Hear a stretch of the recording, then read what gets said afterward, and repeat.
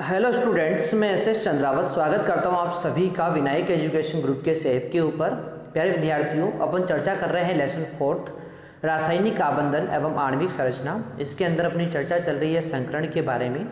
संकरण या हाइब्रिडाइजेशन को अपन पूरी तरह से कंप्लीट कर चुके हैं। अब अपन बात कर रहे हैं कि किसी भी यौगिक के अंदर संकरण निकालते कैसे हैं, यानी किस प्रकार से पता चलेगा कि उसमें केंद्रीय परमाणु के पास संकरण कौन सा है।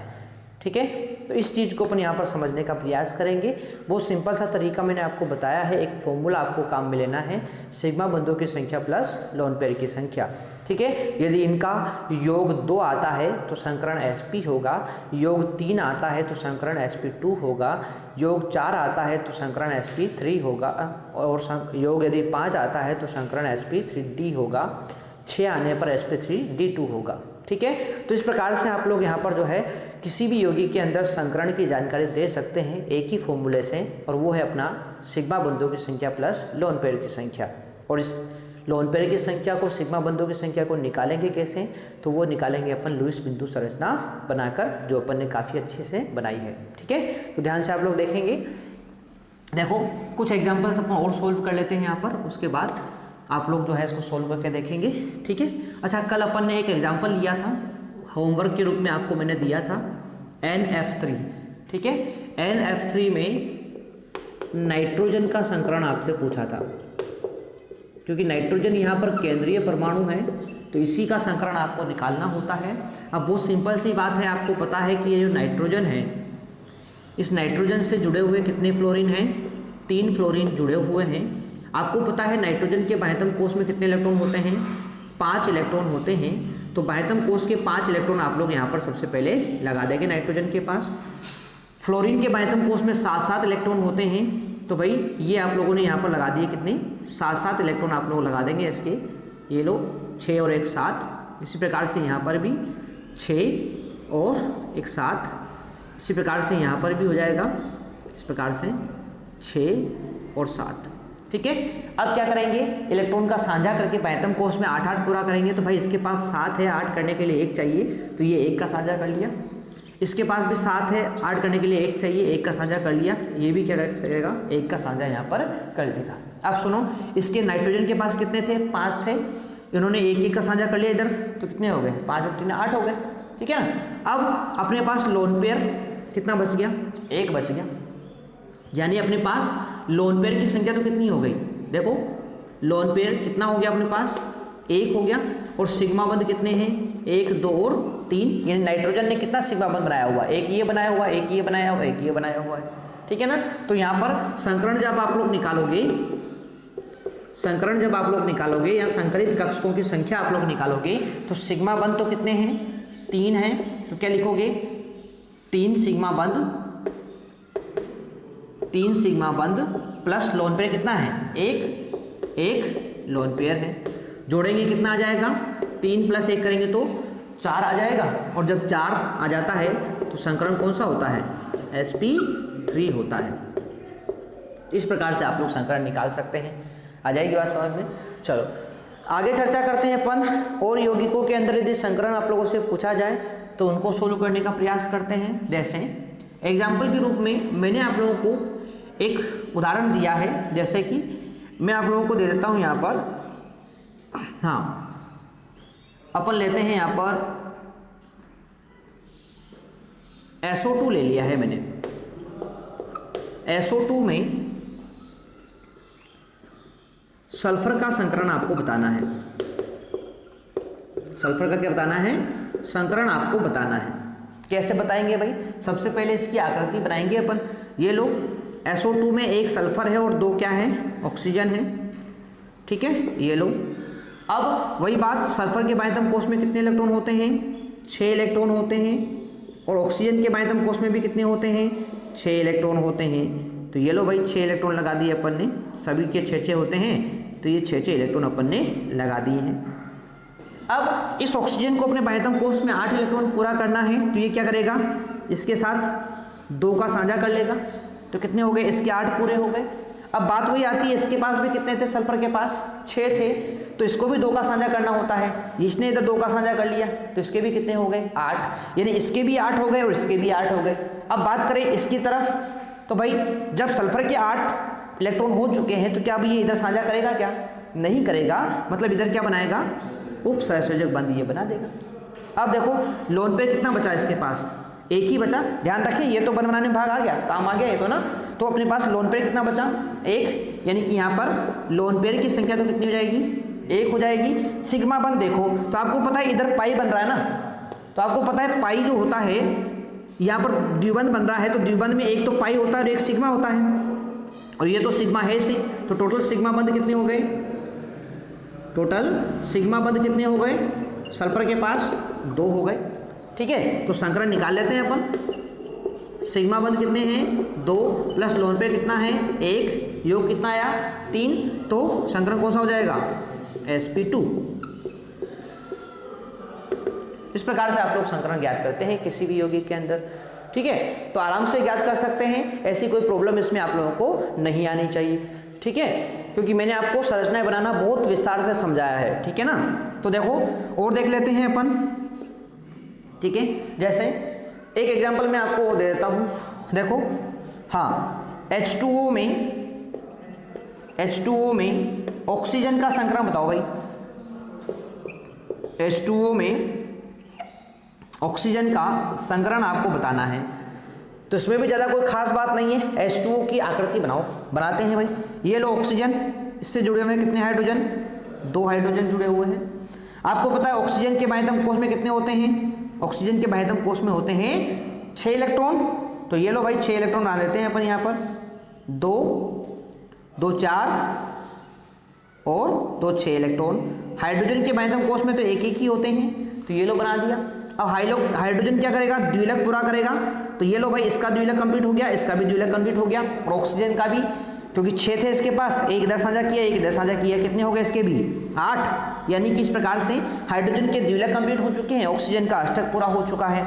अब बताओ लोन पेयर कितने हैं, एक तो ये रहा और एक ये रहा, यानी लोन पेयर कितने हैं यहाँ पर, लोन पेयर है 2, और सिग्मा बंध कितने हैं 1 और 1 2, सिग्मा बंध कितने हैं अपने पास 2 बंध है भाई। ठीक है, तो यहाँ पर सिग्मा कितने हो गए 2। अब संकरण निकालना है, तो संकरण कैसे निकालेंगे भाई, सिग्मा बंध 2, लोन पेयर भी 2, टोटल कितना आया 4, और 4 से संकरण कौन सा होता है sp3 होता है। तो इस प्रकार से H2 अणु का संकरण कितना आ जाएगा sp3 आ जाएगा। ठीक है भाई, तो इस प्रकार से अपन संकरण इसका ज्ञात करेंगे। ठीक है, चलो और एक यौगिक देख लेते हैं। ठीक है, जिनके अंदर संकरण कौन सा होता है उस चीज़ को भी देख लेते हैं अपन। ठीक है, चलो भाई, तो अगला यौगिक अपन देखते हैं यहाँ पर संकरण से संबंधित, और वो होता है आपका देखो हाँ PF5 में फास्फोरस का संकरण बताना है आपको। PF5 में किसका संकरण बताना है आपको, फास्फोरस का संकरण बताना है। ठीक है, सबसे पहले क्या बनाएंगे संरचना, तो देखो भाई ये फास्फोरस है, इससे जुड़े हुए हैं कितने फ्लोरीन 5 जुड़े हुए हैं, तो ये 2 तो इधर जोड़ दिए, 3 4 और 5 ये फ्लोरीन जोड़ दिए। फास्फोरस के बाह्यतम कोश में कितने होते हैं 5 इलेक्ट्रॉन होते हैं, तो ये लो भाई 5 इलेक्ट्रॉन लगा दिए इसके। फ्लोरीन के बाह्यतम कोश में कितने होते हैं 7 होते हैं। ठीक है, तो ये लो भाई 7 इलेक्ट्रॉन इसके लगा दिए, 7 इलेक्ट्रॉन इसके बाह्यतम कोश में है। ठीक है, 7 इलेक्ट्रॉन इसके बाह्यतम कोश में है और 7 इलेक्ट्रॉन इसके बाह्यतम कोश में है। ठीक है, इसी प्रकार से यहां पर देखो इस तरह से। अब संयोग करा देते हैं भाई, साझा करा देते हैं ऑक्सीजन को, सॉरी फ्लोरीन को एक एक चाहिए, तो ये एक एक का साझा करा दिया अपन ने यहाँ पर देखो इस तरह से करा दिया। अब अपन को संकरण किसका निकालना था, फास्फोरस का निकालना था, तो देखो फास्फोरस में 5 इलेक्ट्रॉन थे इसके पास, पांचों बंध बनाने में भाग ले रहे हैं, मतलब लोन पेयर कितना हो जाएगा 0। ठीक है, लोन पेयर का मतलब क्या होता है, ऐसे इलेक्ट्रॉन जो बंध बनाने में भाग नहीं लेते। अब देखो फास्फोरस के पास तो 5 इलेक्ट्रॉन थे, 5 इलेक्ट्रॉन बंध बनाने में भाग ले रहे हैं, मतलब लोन पेयर क्या हो जाएगा 0। और सिग्मा बंध पूछेंगे, तो सिग्मा बंध जो होते हैं देखो भाई 1 2 3 4 और 5 सिग्मा बना रहा है, तो ये लो 5 हो गया। अब संकरण निकालना है, तो ये लो संकरण निकालने के लिए क्या करेंगे, सिग्मा बंधों की संख्या 5 प्लस लोन पेयर 0, तो टोटल कितना आ गया 5। और जब टोटल 5 आता है, संकरण कौन सा होता है भाई, sp3d संकरण होता है। ठीक है, तो इस प्रकार से आप लोग संकरण बता सकते हैं इसके अंदर। ठीक है, तो ये हो गया अपने पास pf5 के अंदर संकरण। ठीक है, चलो और देख लेते हैं अपन, 1-2 एग्जाम्पल और देख लेते हैं। ठीक है, चलो तो नेक्स्ट एग्जाम्पल के बारे में चर्चा करें यहाँ पर। तो देखो भाई, हाँ नेक्स्ट एग्जाम्पल अपन यहाँ पर लेते हैं, और वो है आप लोगों का, चलो निकालते हैं।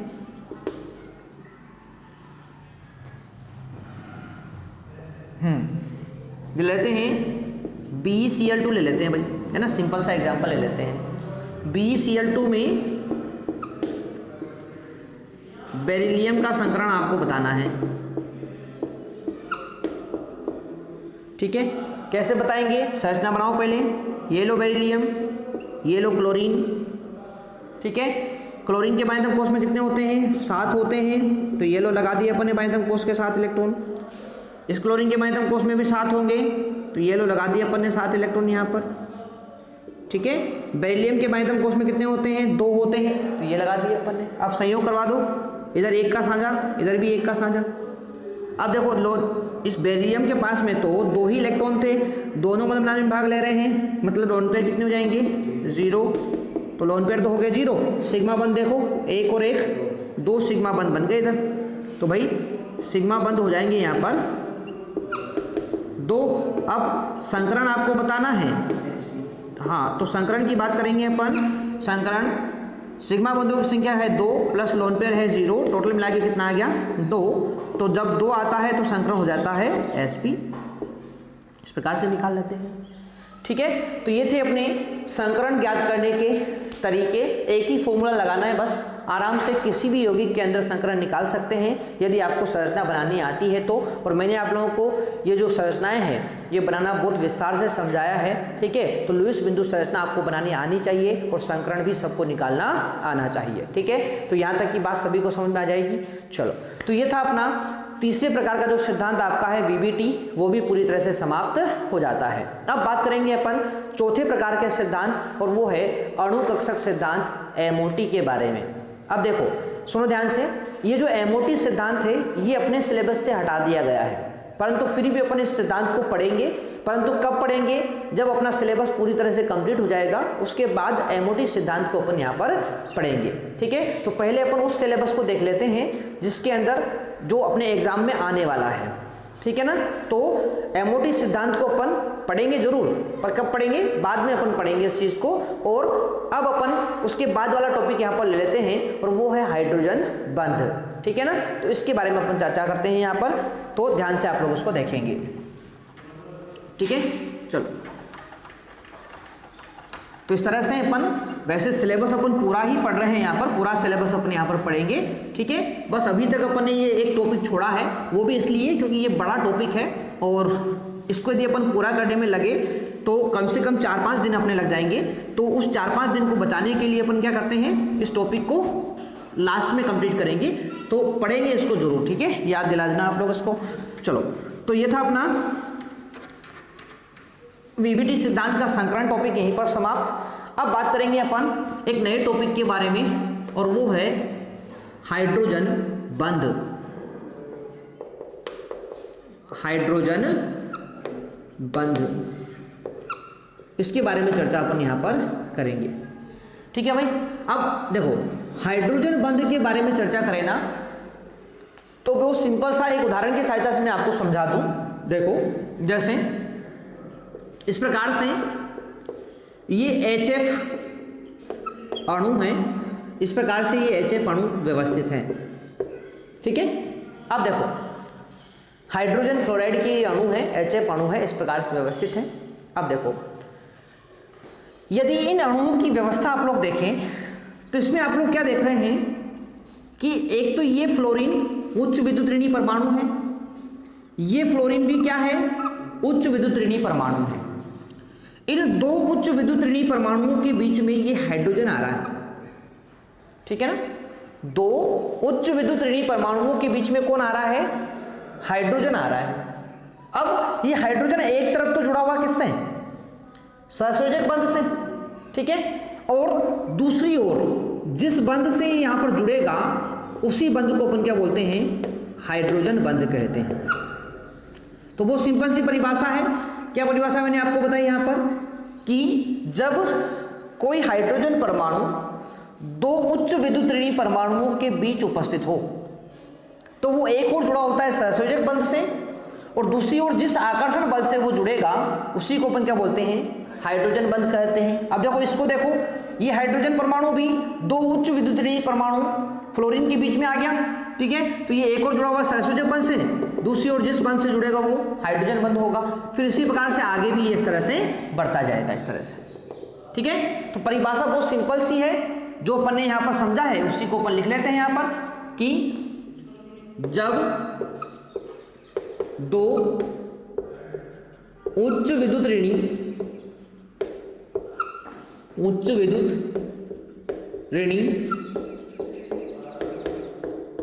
परमाणु, अब देखो उच्च विद्युत ऋणी परमाणु मैंने आपको बताया था कौन कौन से होते हैं, फ्लोरीन होते हैं, ऑक्सीजन होते हैं, नाइट्रोजन फोन से बताया था मैंने आपको, ठीक है। तो उच्च विद्युत ऋणी परमाणु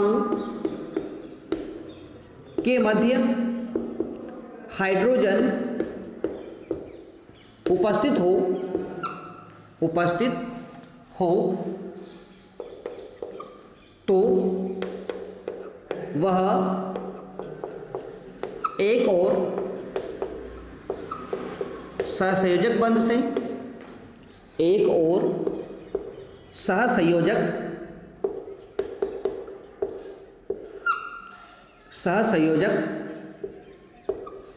बंध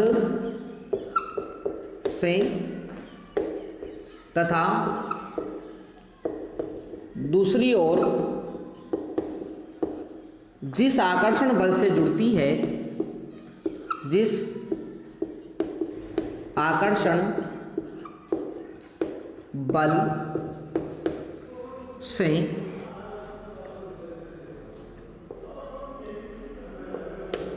जुड़ता है उसे हाइड्रोजन बंध कहते हैं, ठीक है। तो बहुत सिंपल सी परिभाषा है कि जब दो उच्च विद्युत ऋणी परमाणु, फ्लोरीन हो सकता है, ऑक्सीजन हो सकता है, नाइट्रोजन हो सकता है, इनके मध्य हाइड्रोजन उपस्थित हो तो वो हाइड्रोजन एक ओर तो सहसंयोजक बंध से जुड़ा होगा और दूसरी ओर जिस आकर्षण बल से जुड़ता है उसे क्या बोलते हैं, हाइड्रोजन बंध कहते हैं, जिसको अपन ने उदाहरण की सहायता से यहाँ पर समझ लिया है। आ जाएगी बात समझ में, ठीक है। अब एक बात मैं आप लोगों को यहाँ पर और बता दूं कि हाइड्रोजन बंध को डैश लाइन, है ना, डैश डैश लाइन लगाई ना अपने यहाँ पर इस प्रकार से, ठीक है, डैश लाइन से प्रदर्शित करते हैं,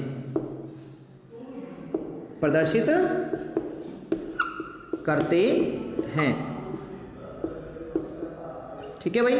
चलो, तो ये हो गया डैश लाइन से प्रदर्शित करना किसको, हाइड्रोजन को। आ जाएगी ये तो बात समझ में। चलो, तो ये था अपना हाइड्रोजन बंध की बात। अब बात करते हैं अपन हाइड्रोजन बंध के प्रकार। किसकी बात करेंगे, हाइड्रोजन बंध के प्रकार।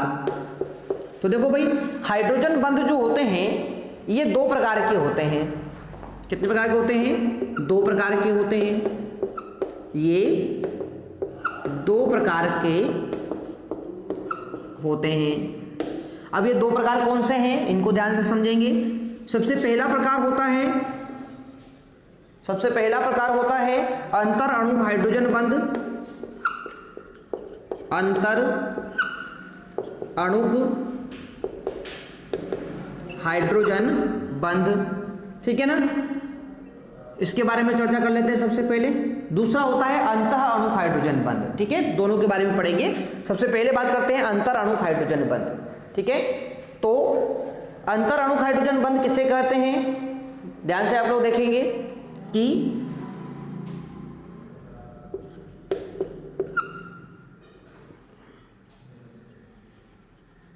जब दो भिन्न अणुओं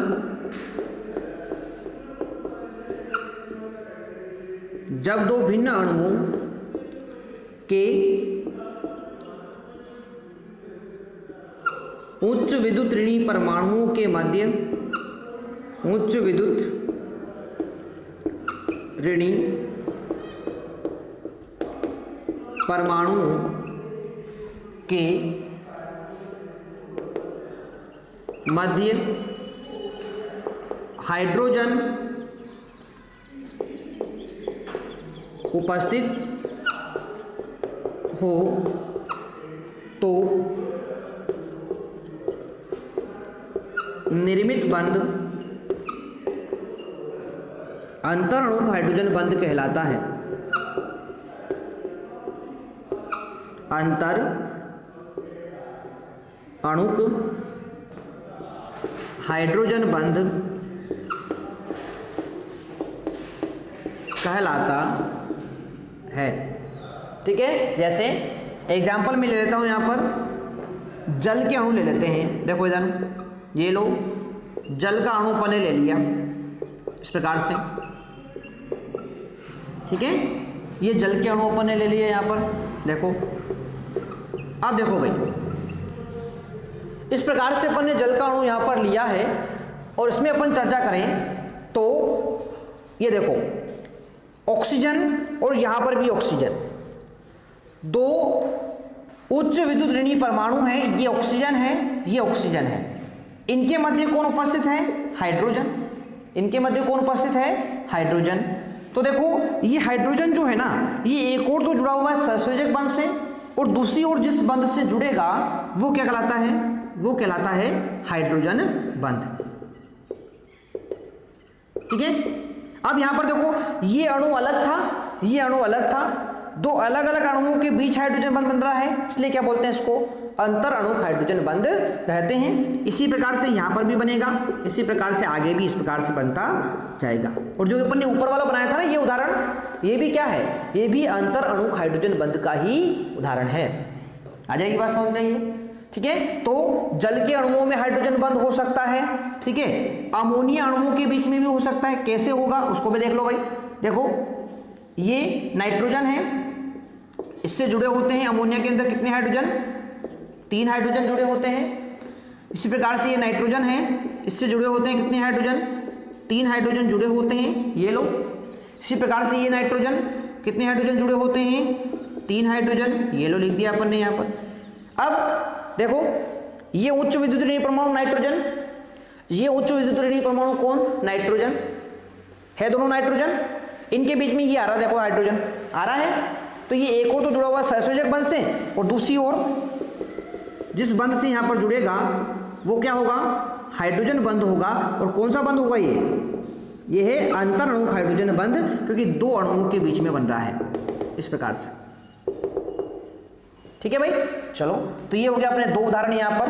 अब बात करते हैं अपन नेक्स्ट, और वो होता है अंतः अणु हाइड्रोजन बंध। अंतः अणु हाइड्रोजन बंध। अब देखो अंतः अणु का मतलब होता है ऐसा हाइड्रोजन बंध जो एक ही अणु के अंदर बने। कहाँ बने, एक ही अणु में जब दो भिन्न विद्युत ऋणी या बात करें उच्च विद्युत ऋणी परमाणुओं के मध्य हाइड्रोजन आ जाए तो एक और सहसंयोजक बंध से दूसरी ओर जिस बंध से जुड़ेगा उसे क्या बोलते हैं, अंतः अणु हाइड्रोजन बंध, या इसी को एक और नाम देते हैं भाई, ध्यान रखना आप लोग, इसी को अपन एक और नाम देते हैं ना, कभी कंफ्यूज नहीं होना है। अंतरा अणु हाइड्रोजन बंध भी बोलते हैं इसको, अंतरा, ये अंतरा है और ये अंतर है ना, ध्यान रखना है यहाँ पर अणुक हाइड्रोजन बंध। ठीक है, तो क्या बोलेंगे यहाँ पर इसके बारे में, परिभाषा क्या होगी, जब एक ही अणु के दो उच्च विद्युत ऋणी परमाणुओं के मध्य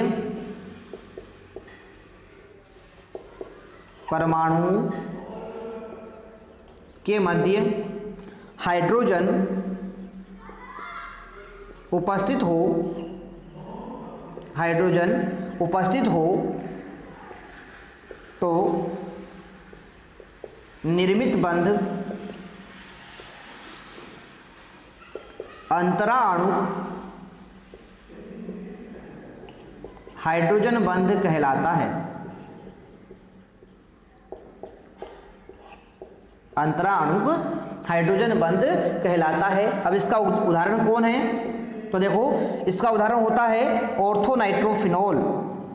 मैं आपको उदाहरण बता देता हूं इसका। ऑर्थो नाइट्रोफिनॉल, ये इसका उदाहरण होता है। अब क्या होता है ऑर्थो नाइट्रोफिनॉल? ध्यान से देखो तो ये इस प्रकार की संरचना होती है इसकी। इस प्रकार से बेंजीन वलय यहां पर जुड़ा हुआ है, बेंजीन वलय है इसके अंदर।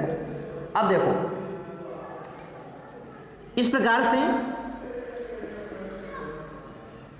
OH ऊपर की तरफ जुड़ा होता है और यहां पर जुड़ा होता है इस प्रकार से NO2। क्या जुड़ा होता है यहां पर? NO2, इस प्रकार से। ठीक है, अब देखो, ये ऑर्थो नाइट्रोफिनॉल की संरचना है। अब ध्यान से आप लोग देखेंगे यहां पर तो देखो, आपको पता चल रहा होगा कि ये ऑक्सीजन उच्च विद्युत ऋणी परमाणु और ये ऑक्सीजन उच्च विद्युत ऋणी परमाणु, दोनों के बीच में कौन आ रहा है? हाइड्रोजन आ रहा है भाई। तो एक और तो जुड़ा हुआ है सहसंयोजक बंध से, दूसरी ओर जिस बंध से यहां पर ये जुड़ेगा उसे क्या बोलेंगे? हाइड्रोजन बंध कहेंगे। और ये कौन सा बंध होगा? अंतरा अणु हाइड्रोजन बंध। क्यों है अंतरा अणु हाइड्रोजन बंध? क्योंकि एक ही अणु में दो परमाणुओं के बीच बन रहा है। ठीक है ना? तो ये क्या कहलाता है? अंतरा अणु हाइड्रोजन बंध कहलाता है। ठीक है भाई। तो इस प्रकार से हाइड्रोजन बंध मुख्यतः दो प्रकार के होते हैं, अंतर अणु हाइड्रोजन बंध और दूसरा होता है अंतरा अणु हाइड्रोजन बंध। ठीक है भाई।